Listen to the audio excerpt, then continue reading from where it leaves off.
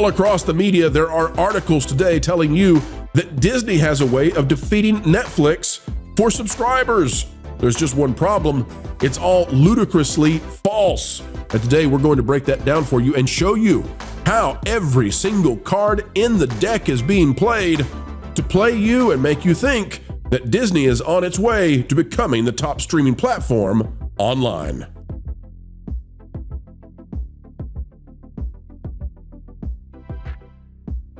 Hello folks, and welcome back to the channel that continues to change hearts and minds simply by telling the truth with a capital T. We love it indeed, and we do it every day, 4 times a day. Happy you've come our way. By the way, one of the websites that we often use is thatparkplace.com. And if you'd like to become a VIP member over there, it's only $5 a month. You'll gain access to all kinds of content and stuff that you need. And if not, well, at least bookmark it, because there's tons of content available that is not locked behind the VIP section. Folks, without any further ado, let's get to it. Let's show you what the falsehood is that's rising up like a tsunami of suck when it comes to giving you information that leads you to not understand what's going on across the nation and in streaming. We'll get to it, folks. Disney doing their darndest to look like they're up there with Netflix. I got a feeling the YouTube and the Netflix folks, they've got to be laughing, and we'll show you why. All right, folks, we're going to go back in the Wayback Machine for just a moment. This is a press release that Disney had released, and now some of the media are trying to claim that as a result of this, somehow Disney is getting ready to conquer Netflix in streaming numbers? Oh, think again, my friend. The press release says Disney Entertainment and Warner Brothers Discovery announced Disney Plus, Hulu, and Max bundle. Back in earlier in the year in 2024, it said, today, Disney Entertainment and Warner Brothers Discovery announced a new streaming bundle that includes Disney Plus, Hulu, and Max. Beginning this summer in the U.S., the streaming services will be offered together, providing subscribers with the best value in entertainment and an unprecedented selection of content from the biggest and most beloved brands in entertainment, including ABC, CNN, DC, Discovery, Disney, Food Network, FX, HBO, HGTV, Hulu, Pixar, Marvel, Searchlight, Warner Brothers, and many more. The new bundle will be available for purchase on any of the 3 streaming platforms' websites and offered as both an ad-supported and ad-free plan. Now, ladies and gentlemen, if you've never heard about this, you're not the only one, because it's not a big deal. But Schwartz and others who are running with this, they think that it is. And, well, there we go. Schwartz, welcome back. Happy to have you return. It says, although it's a bit garbled, we'll still read it. Disney and Warner Brothers Discovery could overtake Netflix. Now, this is not from last year when they rolled it out. This is from Monday. Disney and Warner Brothers Discovery could overtake Netflix. Here's how. It says, Disney and Warner Brothers Discovery streaming bundle is doing a better job than Netflix at keeping subscribers. It's by Bruce Gill. Bruce, we apologize. You're not going to have a good time if you're watching this video. Disney and Warner Brothers Discovery teamed up last year with a new bundle that combines their streaming platforms under one monthly subscription plan. The move was meant to help boost subscriptions and reduce churn, a major problem for video streaming services. So far, the partnership seems to be paying off. About 80% of subscribers who signed up for the bundle between July, when it launched, and September were still paying 3 months later. Well, now, isn't that just a very strange window to be carrying the statistic? The Wall Street Journal reported, citing data from the streaming analytics firm Antenna. So the Wall Street Journal is pushing this. Places like Quartz are carrying it. And then the trades got a hold of it. But I'm here to tell you, it's a bunch of bumpkus. Take a look, folks. Let's go to the real data. Let's go to the facts. I know those darn facts just keep getting in the way. It's terrible. Take a look at this. If you add Disney, and this is everything Disney, right? This is not just Disney Plus. This is Disney Plus, ESPN, and Hulu, all combined. 3 platforms. Grand total of 4.7% of entire streaming market share, right? That's Disney with a star. Disney Plus, ESPN Plus, and Hulu, all combined to get 4.7%. You add Max to that, 1.3% goes on to that. Guess what? You get 6%. And 6% is still way behind the 8.6% that Netflix has. And Netflix is all by its lonesome as a single platform. 4 platforms versus Netflix, still getting its hiney handed to it. Sorry, don't mean to be whiny, Quartz, but I don't think that they're in any place to overtake Netflix anytime soon. And by the way, YouTube at 10.8%, and again, held to only YouTube Main. YouTube is running away with the game. Disney nowhere close. And this idea that some very minuscule and low visibility streaming bundle is going to conquer anything, I think is laughable at best. Panelists, what say you? Is this the Netflix killer they wish for it to be? Yeah, I would say a big no. Disney overtaking Netflix is like me overtaking Carl Lewis in a race. It's not ever going to happen, ever. They are literally delusional. Hearing you talk about this article, Pro, made me think about who was that Disney exec that was talking about Universal in their Nintendo universe, basically taking over, and he was basically like, try it, or who was that executive? You know what I'm talking about? I don't know. I mean, the only guy that would speak with any authority on parks would be Demaro, but I would imagine that, it would have been somebody that was a little less versed in that. So I wouldn't say Johnston, but maybe one of them.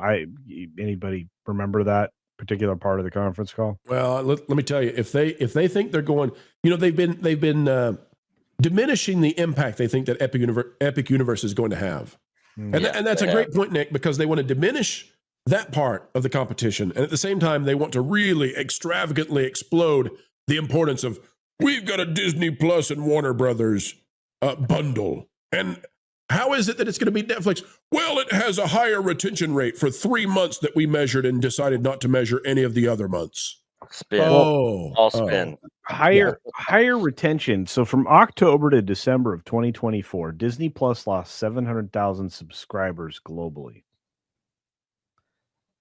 Well, Andor 2 season 2 is coming out, so they're getting all those subscribers back. Culture. I didn't know if you knew that, but it's happening. Okay. How's Andor season 2 going to do, you guys? How's it going to do? No, nobody's going to watch it. Is it going to chart at all? No.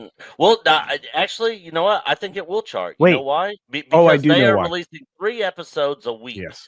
That's right. why it's going to chart. They are literally doing that to scam the numbers in the charting systems to be like, hey, look, this is the most watched thing on any streaming service. Look at all these minutes that we got, because everybody's going to be watching 3 episodes. So basically, when those numbers come out, like everybody needs to pretty much divide that by 3. And that'll actually be the real number. No, that is absolutely true. And here's the other weird thing, and I want to correct myself. So while Disney Plus lost 700,000 subs, Hulu had a 1.6 million gain to offset those numbers. But again, it doesn't change the fact that Disney Plus, which is supposed to be their their number one service that they're trying to roll everything into, their flagship, is losing ground. The churn is substantial because there's nothing there that interests anybody, at least of all, of course, this new Star Wars show, Andor season 2. Can I ask a question? Does anybody think Andor is the game changer or the big winner for Star Wars? Not with that music they released with that trailer. He called that a desperation. Yes, Kevin. Yeah. I think Andor might see an increase in viewership, not just for the reasons that have been eloquently spoken on this panel, but also too, maybe some people have caught on to, oh, hey, this was a good show, or maybe discovered it, along the line there. Maybe word of mouth really worked out, and maybe new viewers are viewing it as say the original season right there, but not to the extent where it charts, I don't think. And that's the thing. I mean, this is a $645 million show, and that's only going until November of 2023 or 4 there. I can't remember quite when the cutoff date was for that, but this is a unbelievably expensive show. It's actually more expensive than what Universal is building out in Texas with their Frisco park at $550 million. Yeah, that's how much money is being spent on this show. Culture. They're spending less money on a theme park in Frisco than they are spending on a show for a money losing in the billions streaming service. That's crazy. That's insane. It's a show that nobody watched. Yeah, and can any of you tell me, out of all the Disney Plus shows you've watched, knowing the budgets that they've spent on these shows, where that money went? Because when I watched The Acolyte, I don't know where that money went because it looked like crap. Okay, so What do you got, Culture? What do you got? No, I think that sometimes you can spend a lot of money on the volume and not reap any benefits. And that's one of the biggest problems. I think Andor looks like a soap opera. And I think that takes you out of Star Wars. Star Wars is a very visceral, physical thing. And Disney has cheapened that by using the volume and digital effects more so than anything else. I mean, so much of Star Wars was physical. I mean, we don't even realize that. And they have the power and the ability to make this physical. If they could make physical tauntauns, they could make physical banthas. These things are possible and have been done. There was going to be a bantha attraction, as a matter of fact. So you do not have to rely so much on digital effects, which for whatever reason look more artificial now than ever. And Star Wars has suffered from the same problem that Marvel has. Their television product and their film product are indistinguishable. And they've cheapened the film product in favor of the production abilities that they can have in a physical location.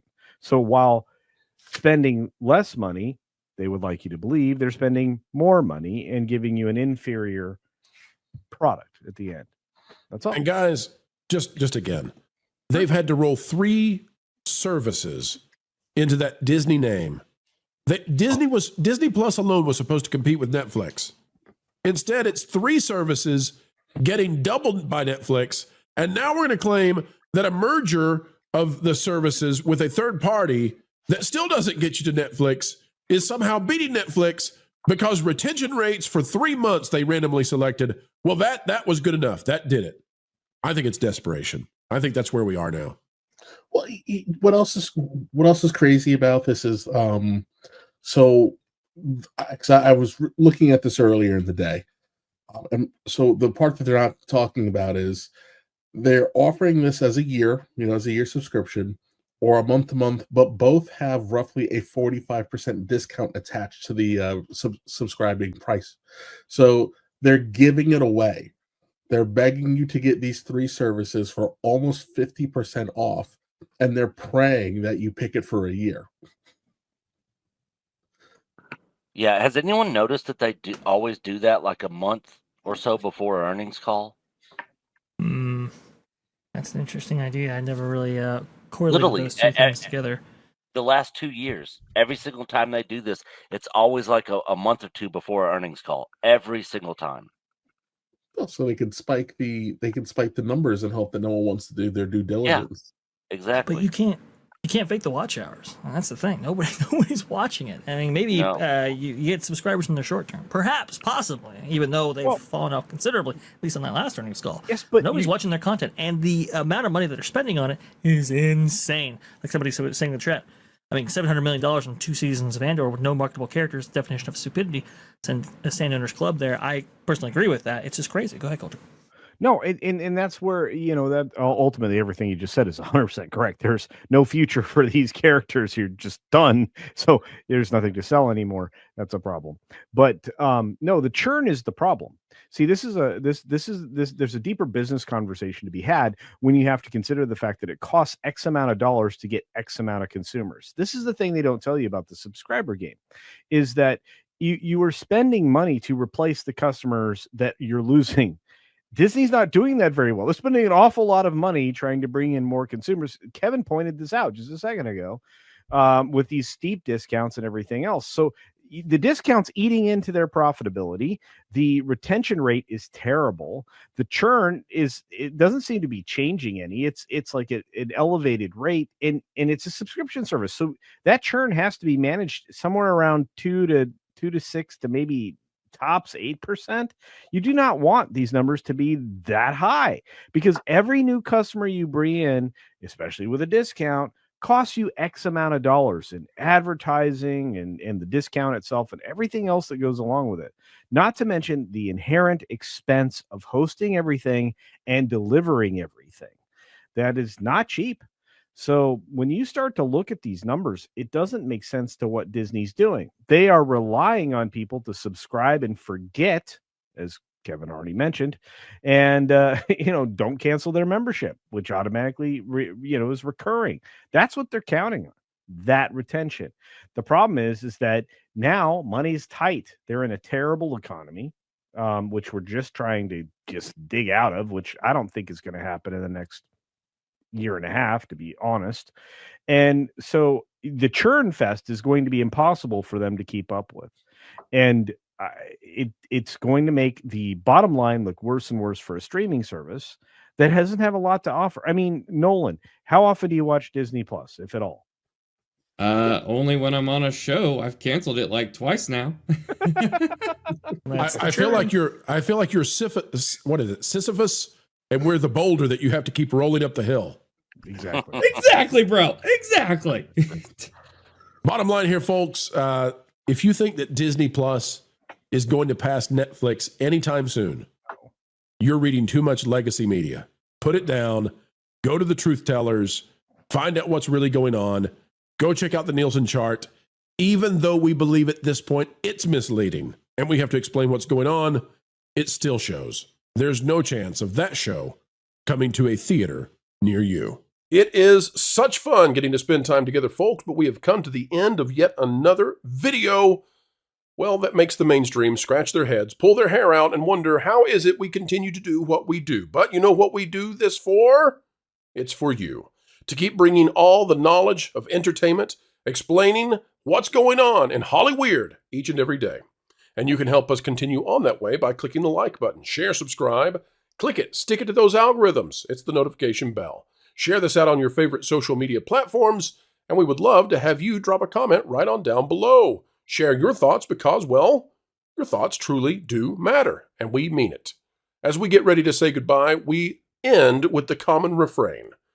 Folks, wherever you are and whatever you're doing, keep learning, keep growing, and keep having fun. Jump into the water. Why listen to music made by people and companies who really don't like you? Check out Vacation Radio today and prepare for all new content made by the people behind the WDW Pro Channel. It's the place you need for all the music. That should be fun. Want it all, so I give them cannonball. Yeah. Hundreds of songs, every genre you can imagine. Listen live on YouTube and enjoy a set list that's always sunny. It's Vacation Radio. Arizona.